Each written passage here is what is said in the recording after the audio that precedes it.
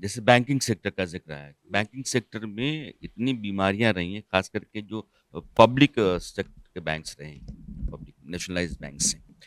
अ, private banks हैं, वो हिंदुस्तान में हैं, उनका तौर-तरीका काम करने का अलग है, वो एक शोषण का अलग अड्डा बने हुए हैं। जो नॉन बैंकिंग एनबीएफसी होती हैं, नॉन बैंकिंग फाइनेंशियल कंपनीज़, सरकार कह रही है कि इस बजट में बैंकिंग सेक्टर के रिफ़ॉर्म्स के ज़रिए विकसित भारत के लिए इनको तैयार किया जाएगा। क्या रिफ़ॉर्म्स होंगे? किस तरह के होंगे? एक डेवलप्ड इंडिया के लिए बैंकिंग रिफ़ॉर्म्स कहाँ-कहाँ तक दरकार हैं और इस बजट से आप क्या उम्मीद करते हैं? कितने रिफ़ॉर्म्स, किस तरह के रिफ़ॉर्म्स?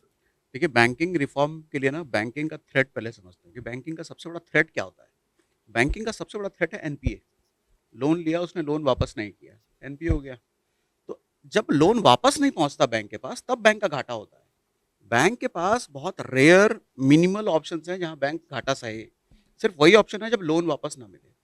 अच्छा, लोन के लिए अब सरकार क्या कैसे डीप डाइव करेगी, ये तो सरकार फ्यूचर में पता चलेगा। लेकिन बैंकिंग सेक्टर को अगर प्रोटेक्ट किया जाए, बैंकिंग को अगर लेवरेज दिया जाए, उसकी हेल्प करी जाए, तो बैंकिंग ही तो कोर होता है जो कि किसी भी इंडस्ट्री को फंड करने का ज़रिया बनता है।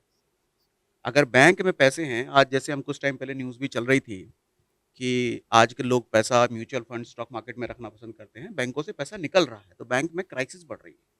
तो अगर सोचिए बैंकों में क्राइसिस बढ़ने लग गई, बैंक का पैसा खाली होने लग गया, इंडस्ट्री को लोन कौन देगा? आम आदमी को लोन कौन देगा? अब इंडस्ट्री को लोन नहीं मिलेगा, लेकिन इंडस्ट्री डेवलप सागर नहीं होगी। प्रॉब्लम क्या है कि आम आदमी ने अगर लोन ले रखा है, तो उसके दरवाज़े पर तो वो एकदम रगड़ के खड़ा हो जाते हैं। उसको बाज़ार में घेर लेते हैं। हुँ, लेकिन मोटे आसामी हज़ार-हज़ार करोड़ लेकर के और चुपचाप डकार के बैठ जाते हैं या देश से निकल जाते हैं, उनका कुछ नहीं होता है।